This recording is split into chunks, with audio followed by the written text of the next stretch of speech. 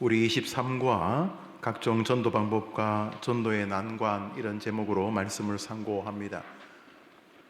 하나님께서 우리에게 여러 가지 숙제를 주신 것 중에 하나가 자녀의 양육입니다. 누구도 낳기만 하고 그 다음 날부터 나는 낳았으니까 너가 알아서 해라 하는 부모가 없습니다. 거의 모든 짐승이 새끼의 젖을 먹입니다. 안 그러면 죽으니까요. 사람도 마찬가지입니다. 송아지 같은 것은 한 30분이면 뛰고 막 그럽니다. 어린 송아지하고 달려봤는데 못 이겨요. 태어난 지 며칠 안 되는 녀석이 나보다 더 빨라요. 어떻게 할 수 없지요. 그러니까 사람은 그렇지 않습니다.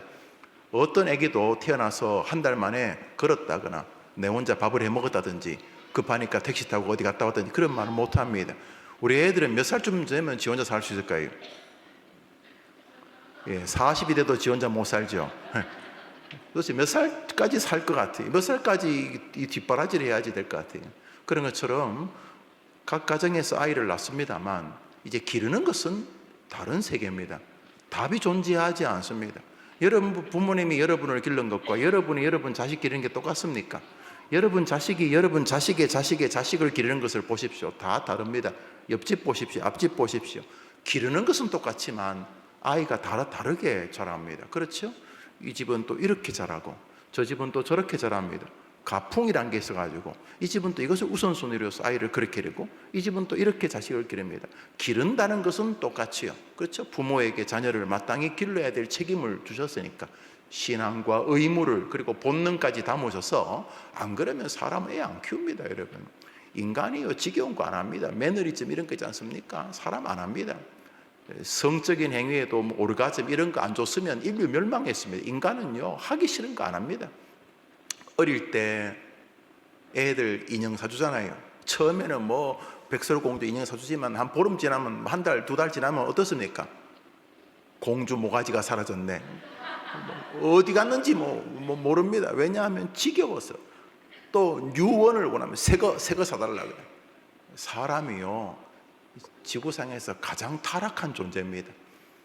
짐승이나 사람이나 흙으로 만드니까 똑같습니다만 영혼이 문제가 생기면 이 짐승들이 하지 않는 가장 짐승보다 더 못한 짓을 합니다. 짐승 가운데 하나님 대적하는 짐승 봤습니까?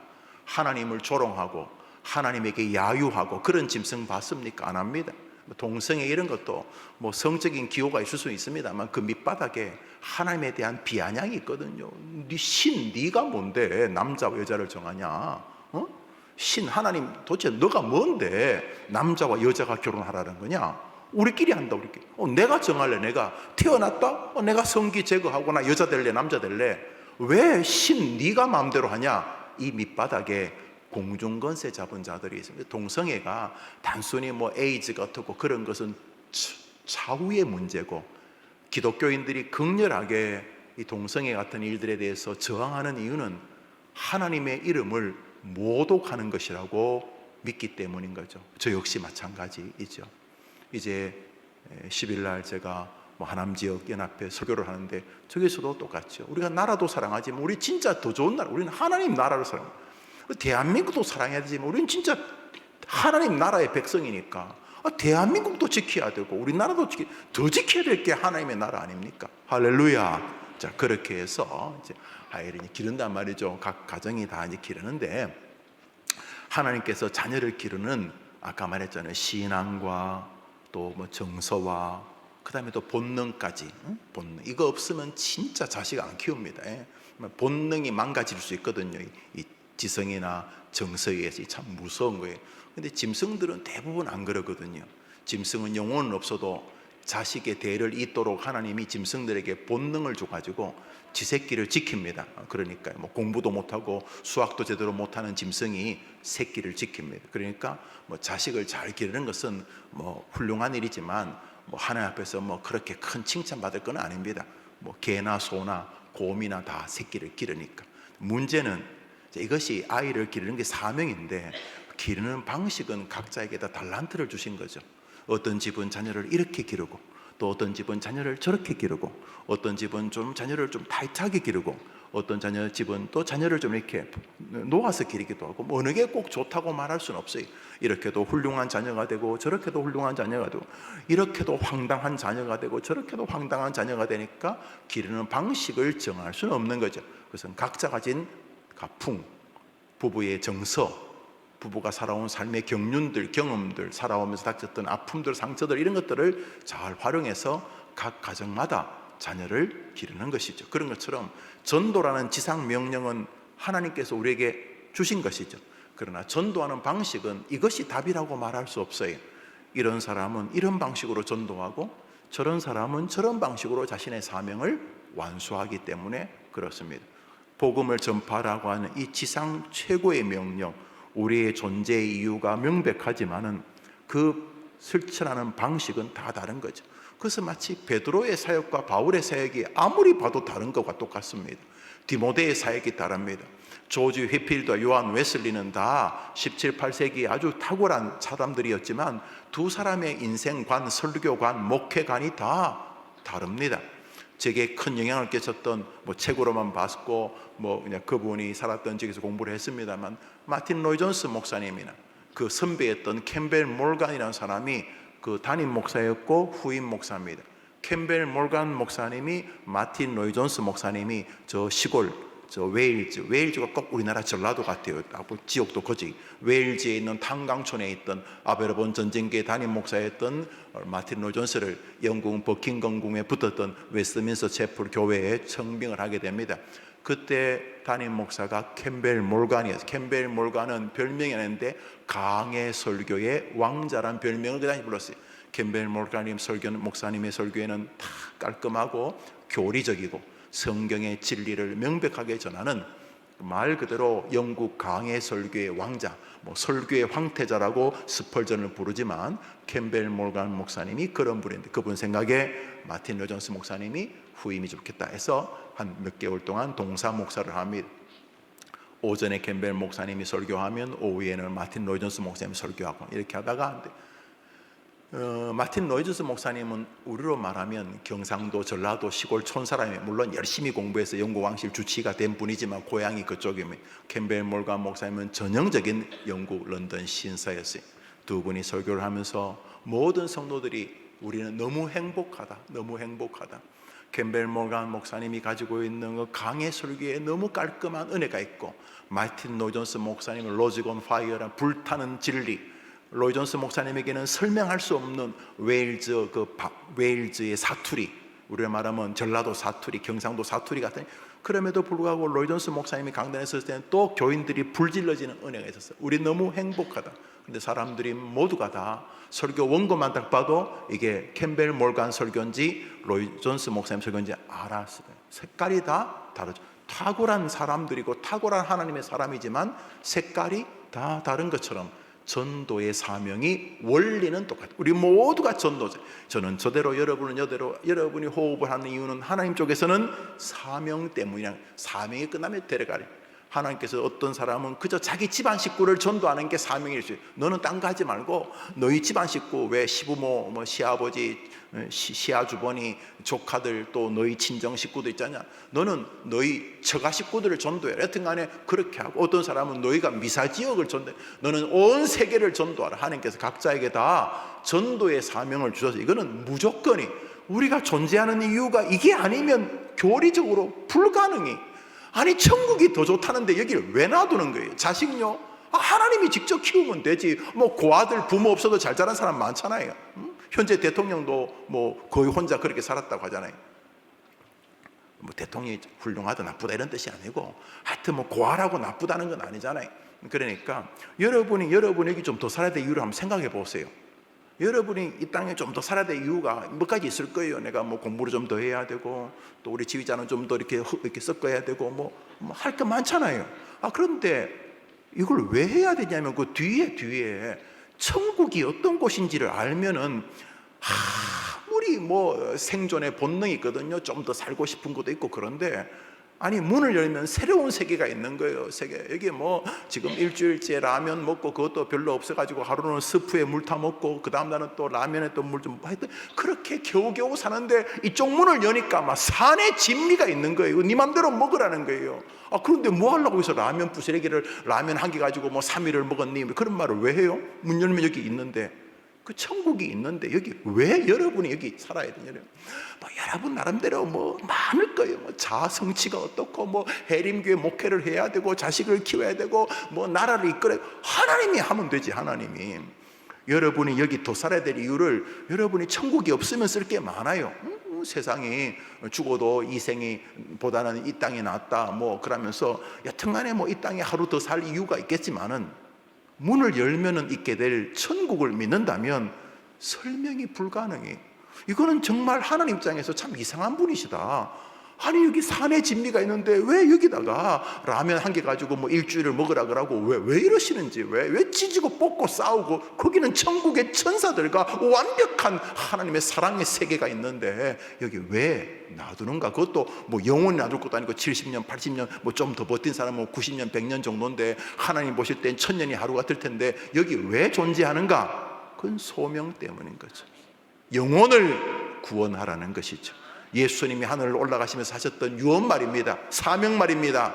너는 온 천하에 이르며 만민에게 복음을 전파하라, 이거 말입니다. 이 숙제 때문에 우리가 여기 존재하는 것입니다. 이 숙제를 보다 효과적으로 하기 위해서 가정도 이루고 애도 기르고 목사도 하고 사업도 하고 돈도 벌고 그렇게 하는 것이죠. 그런 것처럼 이것은 원리입니다. 원리. 복음 전파는 하나님이 우리에게 주신 모든 사람에게 동일한 미션인데 방식은 다르다는 거죠.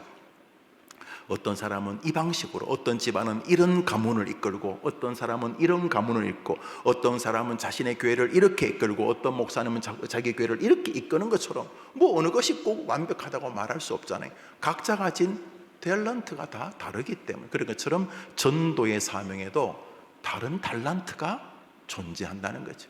그래서 이것은 개인적인 역량일 수도 있고 시대적 환경일 수도 있고, 한때는 이 방식이 참 좋았는데 지금은 이 방식이 참 안 좋을 수가 있고, 그때는 이 방식이 참 안 좋았는데 세월이 흐르니까 이런 전도 방법이 2000년 만에 다시 좋을 수도 있고, 하여튼 간에 시대와 환경과 내가 가진 달란트의 차이점은 있을 뿐 원리는 변함이 없다. 이 원리의 변함이 없음을 염두에 두되 이제 각자 가진 차이점 달란트가 바로 전도의 유형이라는 거죠.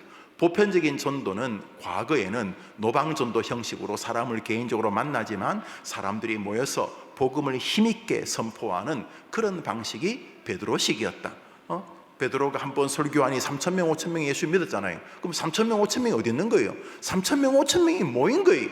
뭐 어떻게 모였는지는 모르지만 베드로가 3,000명, 5,000명에게 복음을 전파해서 3,000명, 5,000명이 주께로 돌아왔다는 말은 3,000명, 5,000명이 다 앉아 있었던 거예요. 대충 추정은 가능해요. 워낙 배고프시더니까 예수님이 나타났어요. 예수님이 나타나서 보리떡 5개와 물고기 2마리 가지고 사람들 많이 먹였으니까 그 향수가 있겠죠.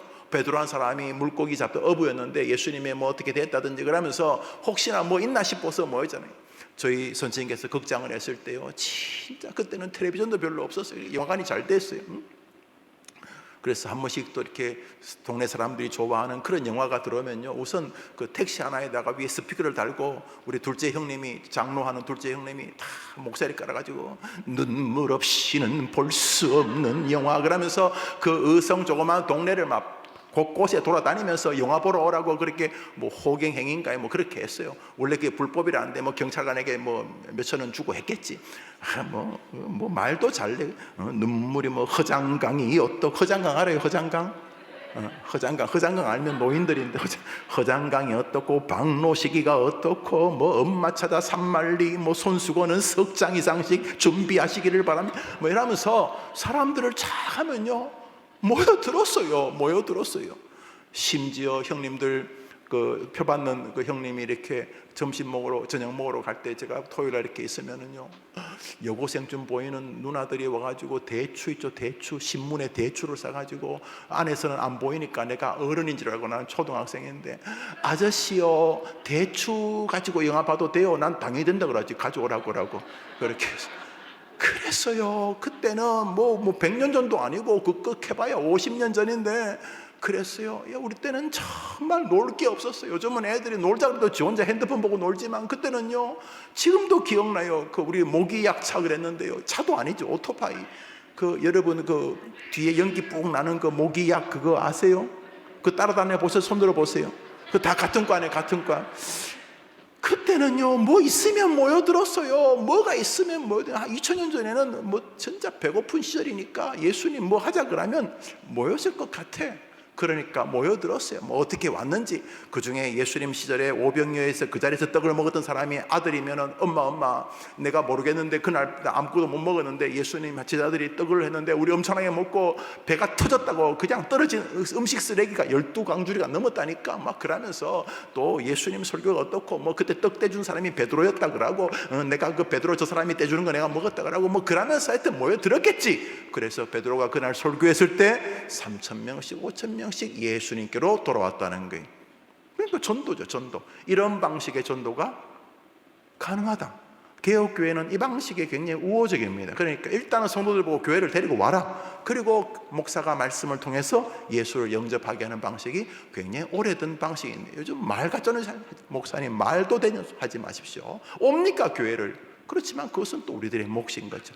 여튼간에 그런 식으로 전도하는 방법이 있었다는 것이 지난까지 상고한 거죠. 전도의 방식이 무엇이 옳으냐 그러냐는 대답이 없어요. 제가 한국 목회자들 가운데 가장 존경하는 분 중에 한 분이 우리 교회 박이천, 우리 교단의 박이천 목사님이 설교학을 가르치셨고 내수동교회 원로 목사님이, 그 목사님께서 우리 원로 목사님 개척할 때 설교하셨고 우리 원로 목사님 은퇴하실 때 설교하셨고 제가 부임할 때 설교하셨고 우리 교회 헌당식 입당식 때 설교하셨고 그분이 헌당식 때 설교하셨죠. 그렇죠? 정말 지금 100세인데도 살아계세요. 엄청난 이 어른이 정말 귀한 분이 정말 말씀을 사랑하시는 분. 이 어른이 전도에 대해서는 법이 없다. 무슨 전도든지 간에 사람을 구하는 것보다 더 큰 정당성은 없다. 그래서 깜짝 놀랐어요. 그래서 그 교회에서 1등 전도하는 사람에게 성지순례를 보내줘서 우리 신학교 다닐 때 너무 센세이션해졌어요. 왜냐하면 다른 분이 그러면 그런가 보다 싶은데 그분은 늘 성경만 말씀하시는 분이니까 어느 날 신학교 와서 전도하는 것보다 더 높은 가치는 없다. 그래서 성지순례를 보내주게 그게 좋으냐 안 좋으냐, 교회에서 이렇게 성지순례도 그냥 갈 수는 없으니까 비행기 값을 대주겠죠. 그렇죠? 내수동교회 성도라고 성지순례를 자기가 넓게 하고 가겠습니까? 그러니까 그래도 그게 옳으냐 그러냐 논란이 있을 수 있는데 전도한다는 것보다 더 위의 가치는 없다. 이게 굉장히 깊은 기억이 남아. 여튼간에 그것이 사명이기 때문인 거죠. 그것을 우리가 십자군 전도, 크루세드, 에반젤리즘, 십자군 크루세드가 이제 십자군 전쟁을 말하는데 전쟁하는 방식으로 확산한다 이런 내용입니다. 둘째는부터 읽겠습니다. 3페이지 읽으시죠. 둘째는 침투 전도 운동으로서 사람들 사이로 들어가 그들을 찾아다니는 방법으로 일명 바울식 전도입니다. 일명 심층 전도라고도 하는데 이것은 모든 신자가 모두 동원되어 한 사람씩을 전도해 온 세계에 복음을 전하자는 것입니다. 바울이 사람들을 모아놓고 설교 안 한 건 아니지만 훨씬 더 바울은 개별적인 것으로 보입니다. 가령 감옥에 갇혔을 때 오네시모라는 사람을 만나서 오네시모를 구원시키지 않습니까? 디모데라고 하는 조부모, 할머니, 어머니의 신앙을 가진 한 병약한 아이를 만나서 디모데를 발전시키고 디모데를 구원의 백성으로 만들어서 디모데로 하여금 초대교회를 부흥케 하는 인물로 세우지 않습니까? 그런 것처럼 굳이 바울이 노방전도를 안 했다고 말할 수 없고 베드로가 바울이 이렇게 사람들을 모아놓고 설교 안 했다고 할 수도 없고 베드로는 개인적으로 설교 안 했다 이렇게 말할 수도 없어요. 성경에 보면 베드로가 개인적으로 설교한 게 얼마나 많습니까? 로마의 백부장 고넬료를 베드로가 개인적으로 가가지고 고넬료를 예수 믿게 하지 않습니까? 그러니까 이게 좀 나누기 위해서 좀 큰 주제로서 베드로의 방식으로 설교하는 방식으로 사람들을 모아놓고 이렇게 하는 방식이 있다면 개별적으로 인격적인 관계로 설교, 복음을 전하는 방식이 있다는 로마서 15장입니다. 시작. 그러므로 또한 내가 너희에게 가려 하던 것이 여러 번 막혀놨더니 이제는 언제든지 서바나로 갈 때에 너희에게 가기를 바라고 있었으니 이는 지나가는 길에 너희를 보고 이제는 내가 성도를 섬기는 일로 예루살렘에 가노니. 그러니까 사도 바울은 한 사람 전도할 사람이 있다면 찾아갔다는 거죠. 그런 것이 주일학교와 특별히 우리 교회 복음통일 소만부 같은 영역입니다. 무슨 뭉태기로 만날 가능성도 별로 없어요. 그래서 한 명을 만납니다.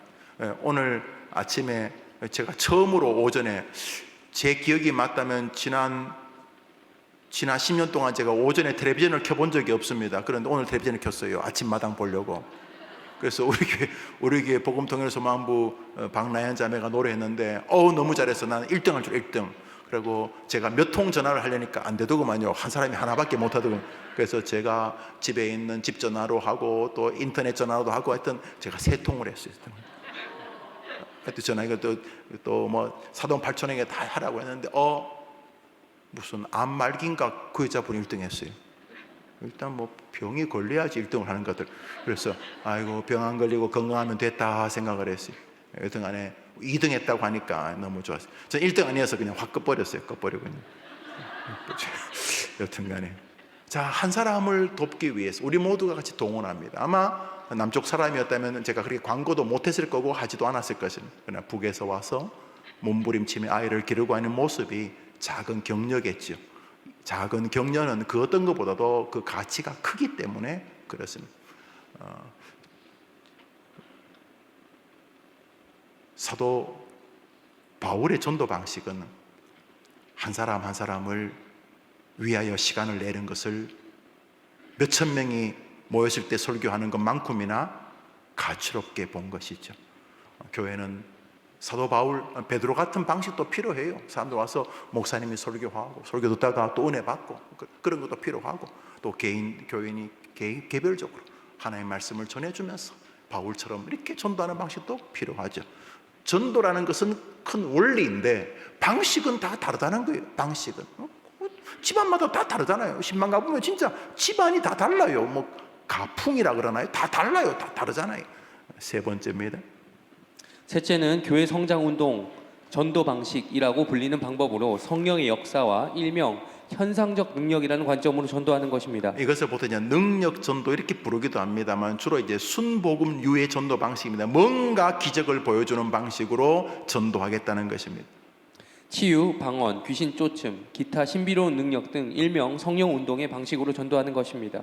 과거 순복음 교단 등에서 중요하게 여기는 전도 방법입니다. 신기한 것은 순복음 교단도 교리가 자꾸 칼빈주의 쪽으로 넘어옵니다. 뭐 어떤 분을 보니까 98%는 똑같다고 몇 가지 이제 자기들이 주장하고, 전 순복음 교회가 이단이라고 생각하지 않습니다. 충분히 좋은 분일 수 있습니다. 그러나 여전히 우리 장로교회가 장로교회라는 게 장로들의 교회라는 게 아니라 개혁교회란 성경에서 그 제도를 신뢰하는 것으로 인정한다는 거죠. 그것이 가장 성경적 방식이라고 믿는 거죠. 그래서 장로교, 프레스비티언이라고 하는 이런 주제를 말 그대로 개혁교회라고 부르는 거죠. 이게 성경적이다고 이렇게 믿는 거죠. 그러니까 가령 메소디스트라고 하는 감리교도 있고 또 성결교도 있고 또 구세군도 있고 우리 다 좋은 교단으로 봅니다.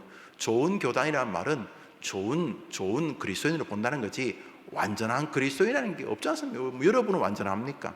저는 우리 교단의 이 오직 말씀 웨스트민스터 신조를 가지고 가장 성경적이라고 저는 믿죠. 그러나 저는 다른 교단도 부정하지 않습니다. 그런데 교회 성장 운동이라고 이렇게 전도 방식 이름을 붙인 것을 완화한 것이죠. 성령 운동 전도 방식 이래 붙여도 되고 하는데 이제 이런 방식들이 위험하다는 것을 인지하기 시작한 거죠.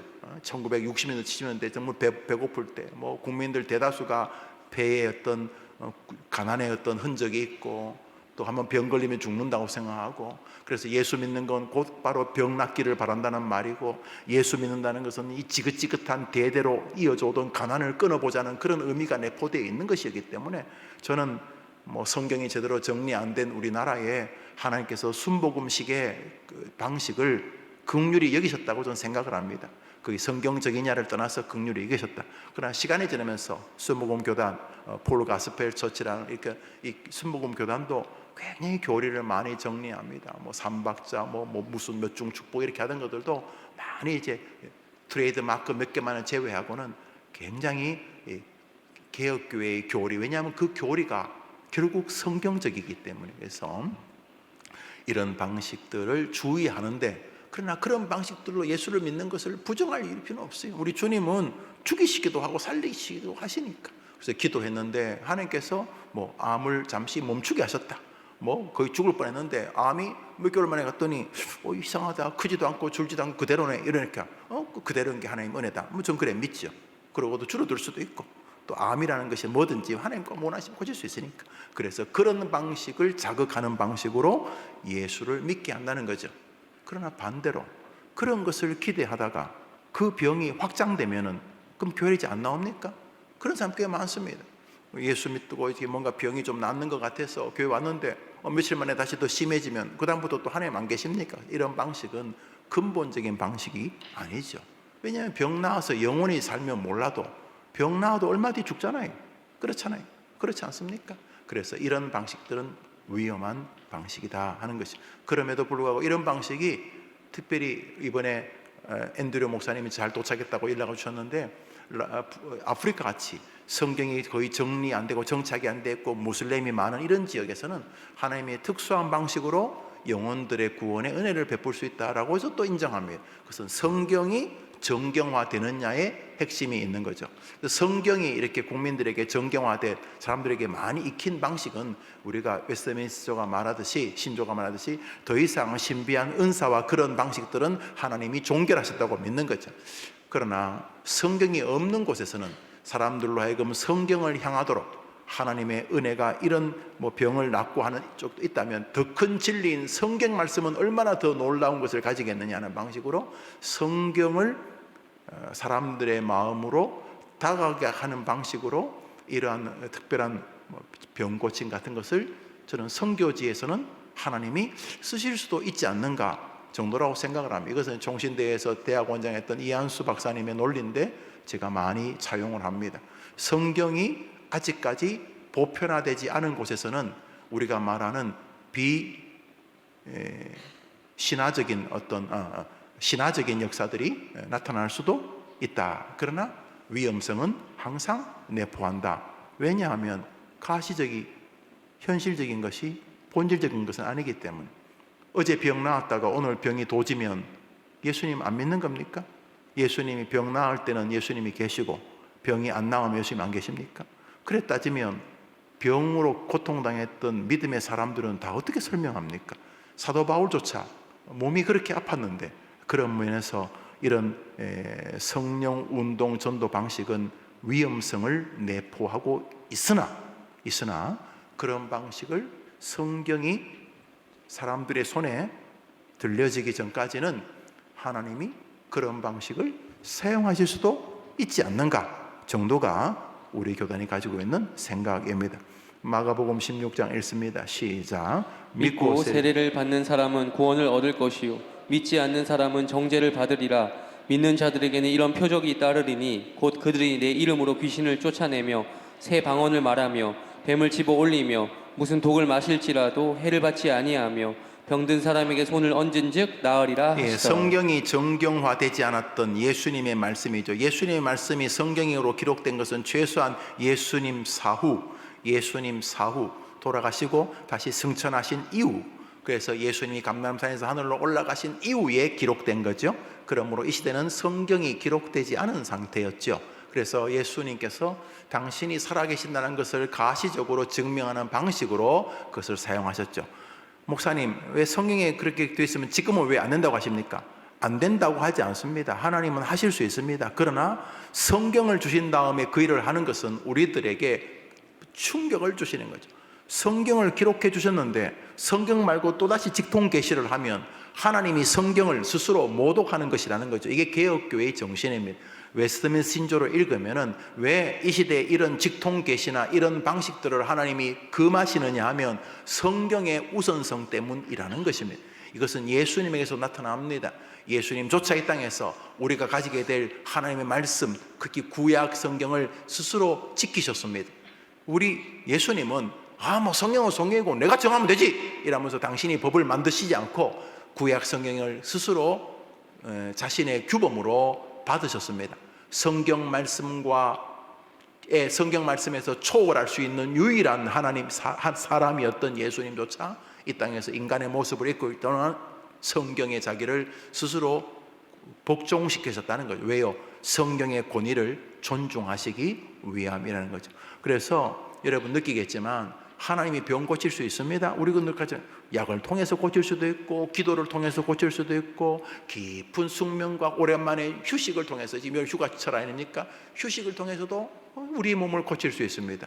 그런데 하나님이 고치셔야지만 은혜는 아니라는 것입니다. 이 말은 병 걸리면 불행하다는 것의 공식 아닙니까?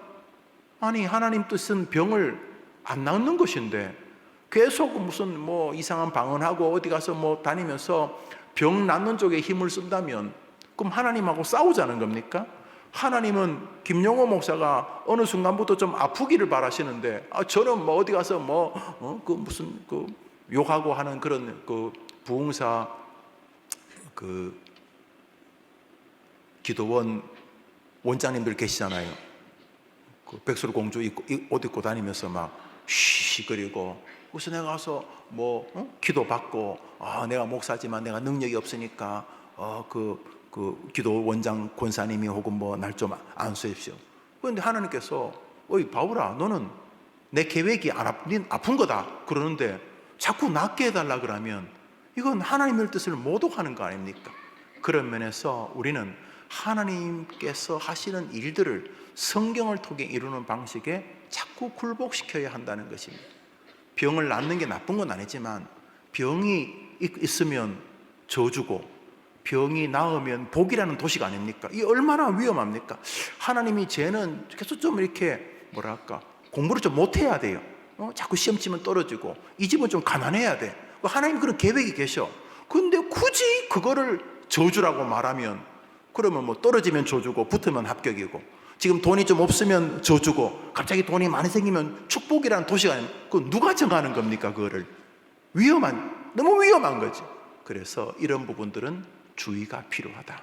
성경에 기록되어진 진리를 우리가 부정하지 않습니다만 하나님께서 주신 66권 전체를 보아야 하는 거죠.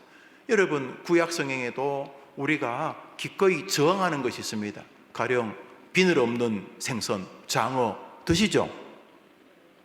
또 안 먹는 척 하지 말아요. 드시죠? 그러면 굽이 갈라지지 않은 음식들, 돼지고기 이런 것들,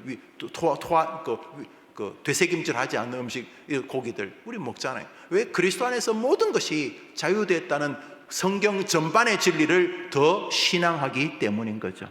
성경 전반의 진리를 더 믿기 때문에 그런 것처럼 성경을 통해서 하나님이 일하신다는 걸 더 믿기 때문에 성경 안에 있는 몇 가지 오해를 불러일으킬 요소들을 성경적으로 조명하는 것이죠.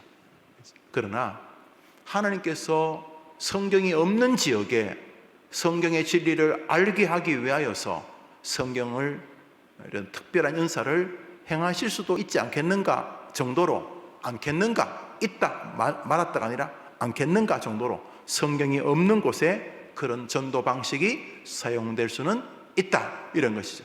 가령 여러분 전도할 때 예수 믿으면 병 나 이거 위험해요. 병 날 수 있죠. 근데 하나님이 안 고치고 싶은 분이 있잖아요. 저 인간 좀 아파야지 정신 차리는데 저게 좀 아픈 게 좋은데 그렇잖아요. 그런 면에서 우리는 끊임없이 예수를 믿으면 병이 깊어도 병 속에서 다른 사람이 누릴 수 없는 평강을 누리게 되기 때문인 거죠. 할렐루야. 아멘. 넷째로 전도 방법입니다. 넷째는 선교 에큐메니칼 전도 방식입니다. 1910년 영국 에딘버러에서 있었던 세계 교회 협의회의 세계 선교 대회에서부터 주창하기 시작한 것인데 그리스도인들과 교회는 이웃과 세상과의 연대를 통해 자유, 평화, 정의를 위해 일해야 한다는 것입니다. 즉 사회 참여를 강조한 것입니다. 그리고 그것을 전도로 이해하는 것입니다. 이는 예수 그리스도께서 하신 것처럼 치유와 사랑의 봉사와 섬김 활동을 통해 하나님의 사랑을 세상에 전하는 것이 선교라는 의미입니다. 예수를 믿게 하는 것이 전도가 아니고 세상에 봉사하는 것이 전도라는 것이며 이후의 에큐메니칼 선교의 핵심 교리가 되었습니다. 이 에큐메니칼은 뭐 논문 쓰기 참 좋은 주제입니다. 황당무계한 것인데 내용은 이런 것입니다. 직접적으로 예수를 전하실 필요가 없다. 예수님 이 땅에서 뭐 하셨냐? 가르치시고 선포하시고 병 고쳤다. 우리처럼 가서 상담하고 위로해주고 그게 마음의 병 고치는 것 아니냐. 그러니까 굳이 예수를 말하실 필요가 없다. 그래서 여기서 시작하는 게 익명의 그리스도인 이런 책들로 인해서 불교인 가운데도 그리스도인들이 있다. 그냥 불교인이고 스님이지만 그 안에 거룩한 그리스도의 씨가 있다. 이러면서 예수께서 이 땅에 오셔서 영혼 구원으로 사셨던 모든 것을 와해시키는데 이게 굉장히 그럴듯하다는 거죠. 저는 이 에큐메니칼 선교 방식 배후에 사단이 있다고 확실합니다. 그래서 WCC라고 하는 것이 저는 악하다고 생각을 합니다. 우리 교단이 1959년도에 제가 전도사장을 했던 대전중앙교에서 갈라집니다. 1959년 왜 갈라지냐면 사람들이 이런저런 이야기를 합니다만 시작은 WCC 세계교회협의회에 참여할 것인가 말 것인가. 우리 합동측 지금 우리 교단은 안 된다. 거기는 하나님을 믿지 않고 특별히 성경 자체를 신뢰하지 않는 사람들까지도 있다. 우리는 참석 못한다. 그런데 이제 그때 그때는 뭐 하나였어요. 대한예수교 장로회가 하나였어요. 하나. 그런데 반대편인 통합측이라는 여기서 좀 조심스럽습니다. 통합측 가운데서도 저하고 똑같은 신앙 가진 목사님들이 꽤 많아요. 통합측이라는 분들이 무슨 소리 하냐? 사람들이 그렇게 속이 좁으면 어떡하냐? 호랑이를 잡으려면 호랑이 굴로 들어가야지. WCC 안으로 들어가서 우리도 뭐 옳은 건 받아들이고 틀린 것은 우리가 바꾸어보자 이렇게 그렇게 했어요. 그래서 우리 합동측과 통합측이 1959년도 총회하다가 갈라집니다. 대전에서 총회가 진행이 안 돼요. 찬성파와 반대파로 나누었어요. 제가 기독신문에 12강 글을 썼지 않습니까? 뭐 어디 붙어 있던데 읽어보시기를 바라요. 내용은 이렇습니다. 우리는 WCC 절대로 참석할 수 없다. 참여할 수도 없고 우리는 그들의 신앙에 우리들의 신앙을 올리지 않을 것이다. 그래서 참석하지 않겠다. WCC를 극렬하게 반대한다. 그건 심지어 적그리스도적이다. 말은 무슨 박애 사랑 이런 소리 하고 있지만 거기에는 심각한 주제가 있다. 그래서 WCC 안에 어떤 내용이 있냐 하면 예수님을 꼭 전해야 될 필요가 없다. 꼭 예수 믿어야 구원받는 게 아니라 그 마음에 믿음과 소망과 사랑의 마음을 가지고 가난한 자를 긍휼히 여기고 또 박애하는 그런 좋은 생활을 하고 또 불쌍한 사람들을 치유하고 병 걸린 사람은 치유하는 게 아니라 요즘 다 마음이 아프니까 고통당하는 자들 옆에 가서 같이 울어주고 그러면 그게 전도다. 예수 한마디 안 해도 전도라는 거죠. 멋진 말이죠. 세상에 참 입맛 좋은, 그래서 예수님을 증거하는 것을 강렬하게 싫어하는 사단이 아주 교묘하게 말을 퍼뜨렸다고 우리는 신앙하는 거죠. 그래서 WCC 그래도 가자. WCC 참석할 수 없다. 그래서 할 수 없다가 불려져서 여기 성동교회, 서울 인사동에 있는 성동교회 와가지고 총회를 개회합니다. 그래서 합동측, 대한예수교 장로회 합동측이라는 교단이 만들어지고 그때 또 서울 종로에 있는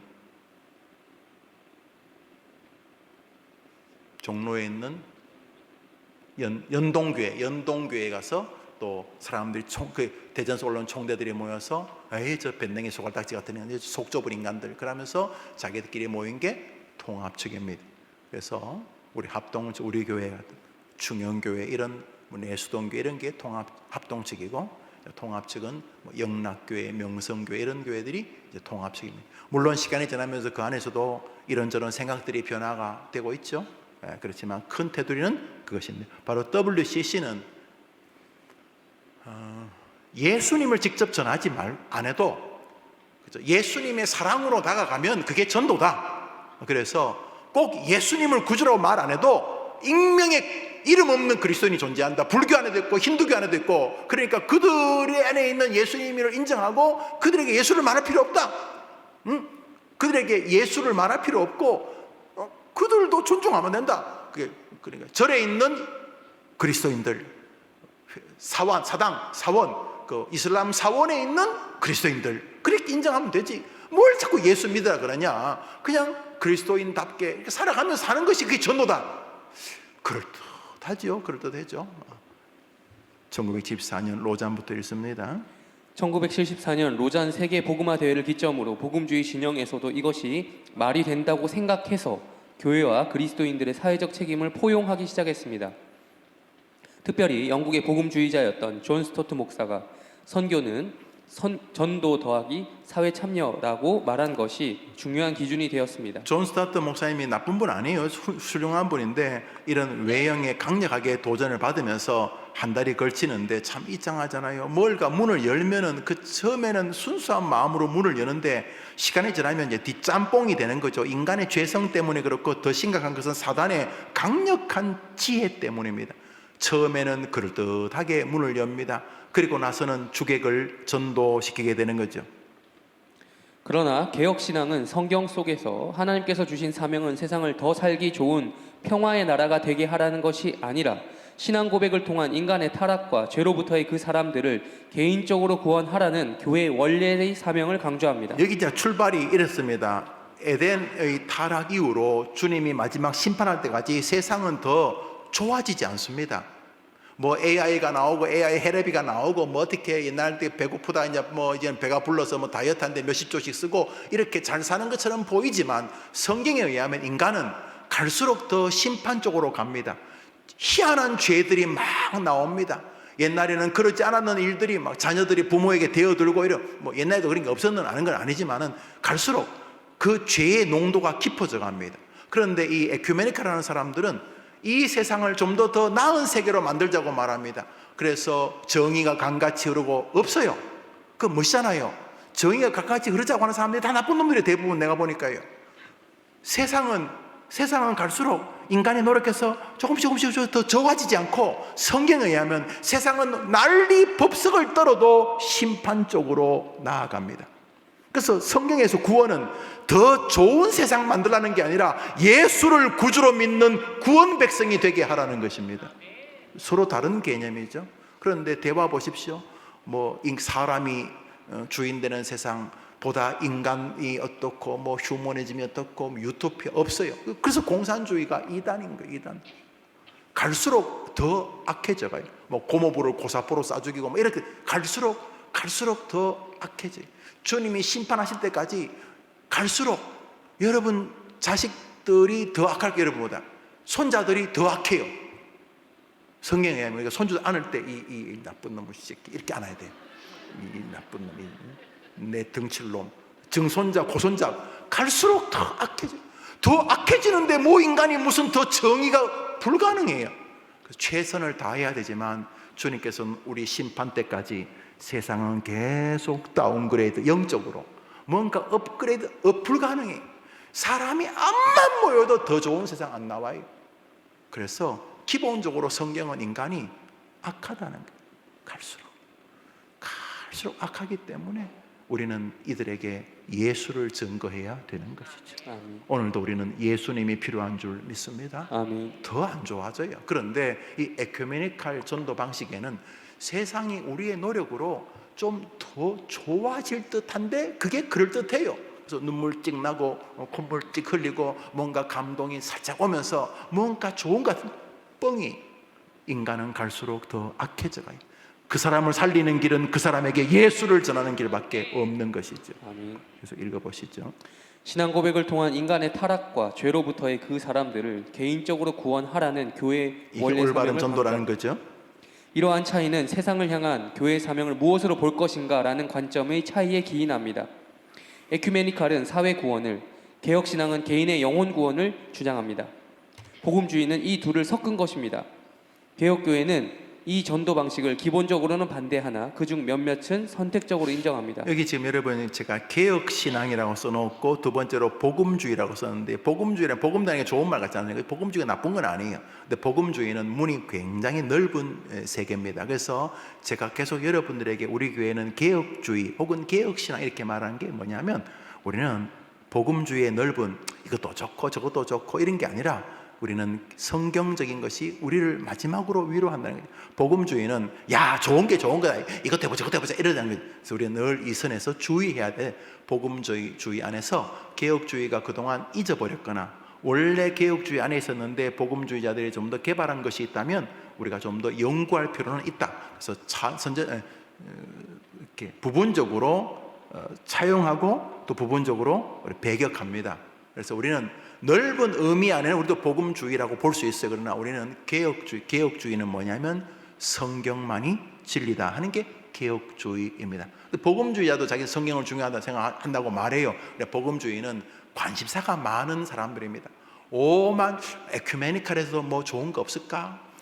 이게 성령, 이 교회 성장론적 이렇게 능력 전도라는 방식으로 막 병 고치고 뭔가 이게 개혁교회랑 섞을 수 없을까? 뭐 이러면서 섞은 것이 복음주의자다. 그래서 마틴 로이 존스를 개혁주의자라고 부른다면 존 스타트를 복음주의자라고 부르게 되는 거죠. 무엇이 참된 전도일까? 잠시 노예 문제를 생각해 봅시다. 노예 제도는 이 노예 제도라고 제도 이제 에큐메니칼 사람들은 노예 제도를 뭐라고 할 것 같아요? 머리 띠우고 이런 부당한 노예 제도를 빨리 없애자냐 그러겠죠. 그래서 노예들을 예수 믿게 하는 것보다 노예 제도에서 노예들을 해방시키는 것이 하나님의 뜻이라고 말할 거라는 거죠. 읽어보시죠. 그걸 염두에 읽어봅시다. 노예 제도는 불평등의 문제입니다. 예수님 시대에도 바울 시대에도 노예가 있었습니다. 전도의 사명을 가진 성도의 입장에서 노예 제도 혹은 노예 해방을 어떻게 보아야 합니까? 누가복음 12장입니다. 시작. 주인이 와서 깨어 있는 것을 보면 그 종들은 복이 있으리로다. 내가 진실로 너희에게 이르노니 주인이 띠를 띠고 그 종들을 자리에 앉히고 나와 수종들리라. 주인이 혹 이경에나 혹 상경에 이르러서도 종들이 그같이 하고 있는 것을 보면 그 종들은 복이 있으리로다. 읽으시죠. 예수님은 종들의 헌신과 수고를 칭찬하셨지만 이 중요한 것은 예수님이 왜 그러지? 기득권자인가? 기득권? 종 10명, 20명, 100명씩 이렇게 데리고 살면서 주인 에헴 요강 비워라 돌새야 마당 쓸었느냐 뭐 이러면서 종 부리는 걸 좋아하시는 기득권에 서 계신 건가? 이쯤 종들 보고 힘내어라. 주인은 한 명인데 너희들이 힘을 모으고 죽창 들면은 바꿀 수 있는데 왜 이러느냐 이렇게 말하지 않고 성경에서 예수님이 종들의 헌신과 수고를 칭찬하시지만 노예 해방은 외치지 않고 있습니다. 예수님이 그랬습니다. 바울의 서상입니다. 에베소 6장입니다. 시작. 종들아 두려워하고 떨며 성실한 마음으로 육체의 상전에게 순종하기를 그리스도께 하듯 하라. 사도 바울은 그래도 좀 더 젊은 사람인데 이거 이럴 수가 있나? 사람이 다 같은 사람인데 누구는 뭐 주인이고 누구는 종이고 이렇게 불평등하면 되냐 이런 식으로 이 교회가 이런 걸 해결해야지 이 종 문제를 라고 하지 않고 심지어 종들에게 상전을 섬기는 것을 그리스도에게 하듯 하라 이렇게 말하니까 아주 종 주제를 종 문제를 아주 고착시키는 것 혹은 기득권자의 변호인 같지 않습니까? 그는 종들에게 상전에게 마치 그리스도에게 충성하듯 충성하라고 말합니다.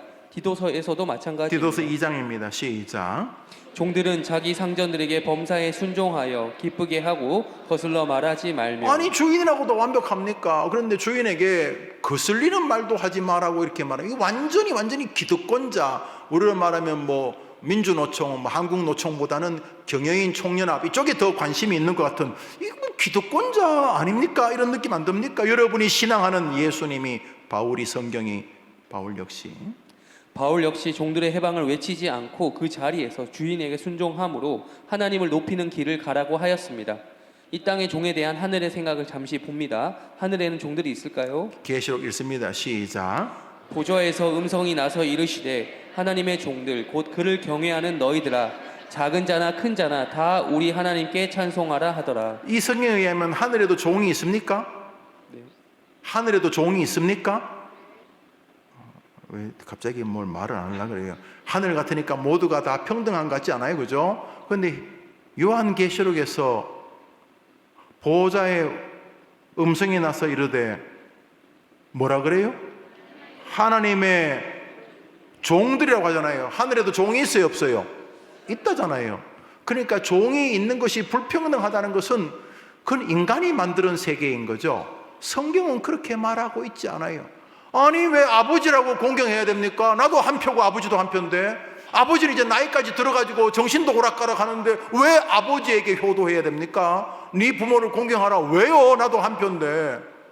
아니 하나님 앞에서 아버지도 한 표고 나도 한 표고 아버지도 나 공경하고 나도 아버지 공경하고 모르지만 왜 아버지에게 공경하라 그래? 앞에 뭐 수식어도 없고 그 아버지 가운데 좀 뭐 이렇게 좀 부족한 아버지도 있을 텐데 성경은 아버지와 아들 사이에 일정한 공경받음과 공경해야 될 관계를 형성시켜 놓고 있습니다. 그러면 비성경적인가 하는 것입니다. 성경이 인간들이 만든 평등의 잣대로 맞는 것인가 하는 것이죠. 에큐메니칼이 말하고 있는 사람들을 평등하게 대한다고 하는 말이 과연 가능한 말이냐 혹은 성경적이냐를 생각하는 것이죠. 하늘에서 그분의 백성들을 종이라고 부릅니다. 계시록 시작. 다시 저주가 없으며 하나님과 그 어린 양의 보좌가 그 가운데 있으리니 그의 종들이 그를 섬기며. 이제 사랑하는 여러분, 부모를 공경하라는 것이 단순히 이 땅에서 효자상을 받으라는 게 아니고 그 배후에는 참 부모이신 하나님께로 향하는 훈련의 여정이 존재합니다. 그래서 이 땅에서는 유토피아가 이루어지지 않습니다. 그건 가짜들이 다 유토피아를 말해요. 뭐 유토피아 교회, 뭐 유토피아 나라, 그 공산당이 하는 소리잖아요. 불가능해. 이 땅에서 에덴 동산에서 범죄한 이후로부터 주님이 마지막 심판하실, 우리가 이제 하늘에 도착하면 똑같은 결과가 나죠. 하나님 앞에서 마지막 심판을 받는 그날까지 이 땅의 모순은 성경적입니다. 이 땅의 모순이 성경적인데 그 모순의 세계를 돌파하는 것이 주인과 종들이 예수를 영접하는 것이라는 성경을 무시하고 굉장히 그럴듯해 보이는 인간들이 말한 휴머니즘을 만들어 1968년에 있었던 프랑스의 그 온갖 난리들, 발악들, 발광들, 그걸 뭐 68 혁명이라고 부릅니다. 혁명이라보다는 이 시대에 이런 이 뒤죽박죽을 만든 근본적인 세계가 되는 거죠. 동성애, 페미니즘, 이것들이 전부 다 하나님의 창조 질서를 비아냥거리는 거죠. 페미니즘, 여성의 권리를 존중하는 건 옳습니다만 성경이 그렇게 말하느냐는 다른 문제입니다. 그럼 성경은 여성을 무시하냐? 그렇지 않죠. 성경은 종들의 제도를 인정하냐? 예, 인정한다고 보아야 되죠. 그럼 성경은 종을 무시하라고 무슨 말씀을 하신 겁니까? 그 마치 병든 부모는 무시하는 뜻입니까? 불가능합니다. 성경이 말하지 않는 진리를 그럴듯하게 말하는 것은 다 인간적 논리들입니다. 그 밑바닥에 성경과 하나님과 관계와 특별히 우리의 사명, 복음 전파를 와해하려는 간악한 세력의 교묘한 전술이 있는 것입니다. 천국에서도 종이 있습니다. 아니 종이라고 부릅니다. 그런데 누가 차별이라고 부르겠습니까? 성경은 종이 비굴한 인생이라고 말하지 않습니다. 천국의 종이 되는 기쁨을 아십니까? 이 땅에서 과연 완전한 평등이 존재할까요?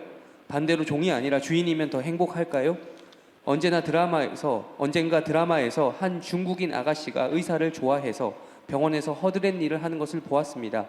사랑하면 사랑하는 일을 위한 종과 같은 허드렛 일도 행복인 것입니다. 사회 구원을 강조하는 에큐메니칼 신학 안에는 부자가 아닌 가난한 사람은 불행하다는 전제가 흐르고 있습니다. 기계적 평등입니다. 그럼 중산층이면 부자보다 불행하고 사장이 아니면 모든 종업원은 불행한 것입니까? 그래서 우선 평등한 세상을 만들거나 모두 부자가 되고 사장이 되어야 전도하기 시작하겠다는 것입니까? 성경은 사회 구원을 비난하지 않습니다. 그러나 주님은 우리에게 민중 해방을 하라고 말씀하시지 않고 그들에게 복음을 전하라고, 예수가 구원자라는 것을 전하라고 말씀하셨습니다. 한번 아멘 해보시죠. 그래서 우리는 이 때문에 벌어지는 비난이라면 받아야 됩니다. 너희들은 무슨 교회 나오라 그러고 예수 믿으라 그러고 이런 불의한 세상에서 가만히 있으면 되냐? 그러면 욕을 먹어야 됩니다. 그렇지만 우리는 불의한 세상을 바꾸는 가장 빠른 방법은 주인에게도 종에게도 피 묻은 그리스도 예수를 전하는 것인 줄 믿습니다. 우리는 그것이 제일 빠른 방법인 줄 믿습니다. 읽으시죠. 마가복음 10장입니다. 시작. 너희는 온 천하에 다니며 만민에게 복음을 전파하라. 이것이 진짜 사회 구원이라고 우리는 믿는 거죠. 그런데 그들은 개인 구원하는 교회를 속 좁고 아주 교회 지상주의자, 교회를 확장하고 교회를 일명 번성시키고 교인들을 많이 모아서 헌금을 모으는 집단으로 살짝 바꾸면서 자기들은 마치 의의 옷을 입은 것처럼 말하지만 천사의 모습을 가장한 악인들인 것입니다. 성경이 말하지 않는데 무슨 그게 가능합니까? 불가능합니다. 종들을 바꾸려고 하지 말고 종들에게 예수를 전하면 하나님이 뜻을 역사하시고, 주인을 바꾸려고 하지 말고 주인에게 예수 그리스도를 증거하라고 명령하신 것을 순종해야 될 줄 믿으시길 바랍니다. 아멘. 자녀에게 그리스도를 전하는 것이 가장 빠르게 자녀들의 길을 복되게 만드는 것이기 때문인 것입니다. 우리는 이 땅에서 모든 한계를 인정하며 그 안에 담긴 하나님의 뜻을 발견하며 그 속에서 사람들에게 예수의 구주 되심을 전해야 하는 것입니다. 그것이 우리의 사명이기 때문입니다. 고추를 꺼내 보시죠. 이 땅의 한계를 여러분이 다 못 바꿉니다. 여러분은 여러분 바꿉니까?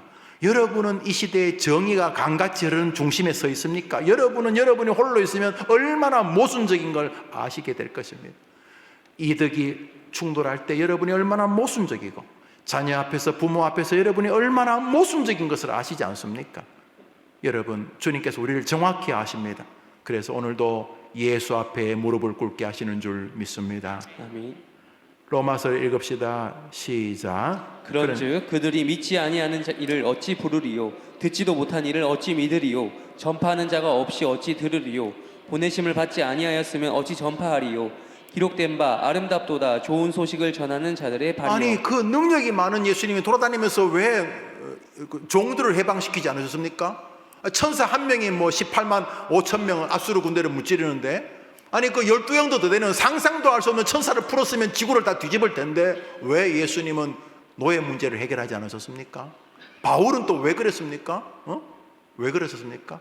바울은 오네시모를 종인데 노예 해방을 하지 않고 예수를 영접하게 한 다음에 주인 빌레몬에게 돌려보냅니다. 다시 종하라고.